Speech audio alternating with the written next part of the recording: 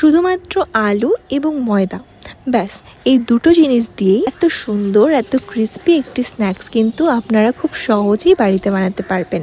রোলগুলো ঠিক কতটা ক্রিস্পি আপনারা কিন্তু নিজেরাই দেখুন। চায়ের সাথে এত ক্রিস্পি একটা পটেটো রোল থাকলে আর কি চাই বলুন তো। তো প্রথমে আমি এটা বানানোর জন্য নিয়ে নিয়েছি 1 কাপের মতো ময়দা।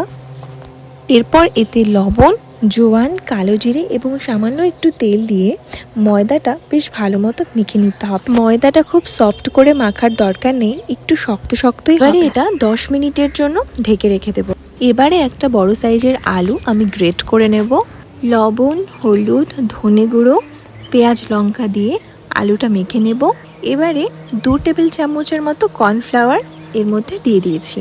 আপনাদের কাছে যদি কর্নফ্লাওয়ার না থাকে কোনো ব্যাপার না, আপনারা ময়দা ইউজ করতে পারেন। ময়দা দিলেও কিন্তু এর মধ্যে কোনো পার্থক্য আসবে, ক্রাঞ্চিনেসও কিন্তু সেমই থাকবে। এবারে একটা আটার ডো নিয়ে রুটির মতো পুরোটা বেলে নেব, দিয়ে মাঝখানে একটা ছোট বাটি বসিয়ে দেবো। এবারে একটু একটু আলু নিয়ে আমি সমস্ত রুটিটা কভার করে দেবো। আলুগুলোকে আপনারা হাত কিংবা ছুরি দিয়ে লাগাতে পারেন।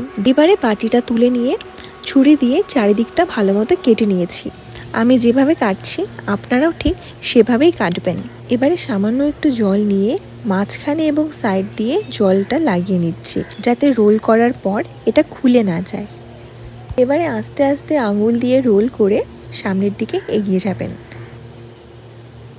দেখুন কি সুন্দর কিউট লাগছে। এভাবেই সব রোলগুলো আমি এক এক করে নেব। প্রথম ডোয়ের সব রোল করা আমার হয়ে গেছে। এগুলোকে এবারে ফ্রাই করে নেব। কড়াইয়ে তেল দিয়ে একদম মিডিয়াম আঁচে এগুলোকে ভাজতে হবে। তেল হালকা গরম হয়ে যাওয়ার পর রোলগুলো আমি এর মধ্যে দিয়ে দেব। গ্যাসের ফ্লেম কিন্তু একদম লো রেখে ভাজবেন, না হলে রোলের ক্রিস্পিনেস ব্যাপারটা কিন্তু আসবে না। মিডিয়াম ফ্লেমে এবার সব রোলগুলো আমি ভেজে নেব।